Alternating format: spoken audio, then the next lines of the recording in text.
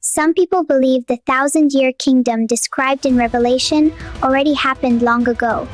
But what do the biblical texts themselves actually say? One interpretation, called preterism, teaches that many prophecies in Revelation were fulfilled in the 1st century during the destruction of Jerusalem. Partial preterists believe some prophecies were fulfilled in the past, but that the resurrection, judgment, and return of Messiah are still future. Full preterists believe nearly everything in Revelation happened long ago, including the coming of the kingdom and the fulfillment of many prophetic events.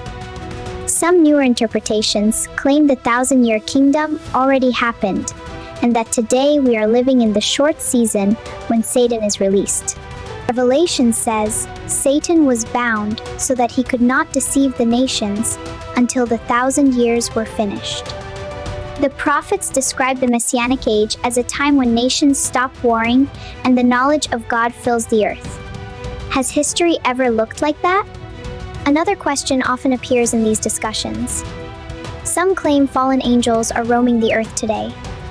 But what does the Book of Enoch actually say? In Enoch, the 200 watchers who descended before the flood are bound in chains until the final day of judgment. Some modern interpretations suggest these beings were released after the Millennium and are now deceiving the nations. But the text of Enoch says those angels remain imprisoned until the final judgment, which raises important questions about these interpretations. The Hebrew prophets describe the Messianic age as a time of global peace and universal knowledge of God. Has this happened? When we compare these prophecies with history, the conditions described for the Messianic age do not appear to have occurred yet. Returning to the scriptures themselves helps us separate what the ancient texts actually say from theories that developed much later.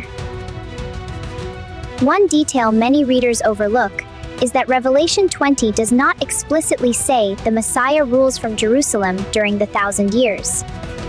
The Hebrew prophets describe the Messianic age very clearly. Nations stop warring, and the world comes to Jerusalem to learn the Torah. When we compare Revelation 20 with Isaiah, Micah, and Zechariah, the descriptions of the Messianic age look much more visible and global. Revelation also mentions something called the first resurrection, where certain people reign during the 1,000 years before the final judgment. That raises an important historical question. When in history were the nations no longer deceived for a long period of time? Revelation also says that after Satan is released, he deceives the nations called Gog and Magog before the final judgment. The Book of Enoch says the 200 watchers are imprisoned until the final day of judgment, which creates tension with theories that they are roaming freely now. Although stars can symbolize angels in ancient texts, Revelation never explicitly says the stars cast down are the same 200 watchers. The Torah and the prophets focus on restoration, justice, and peace among the nations, rather than describing a detailed 1,000-year timeline. When we compare Torah, the prophets, Enoch, Daniel, and Revelation, the timeline becomes more complex than many simple interpretations suggest. Carefully comparing these ancient texts helps us separate later theories from what the scriptures themselves actually describe.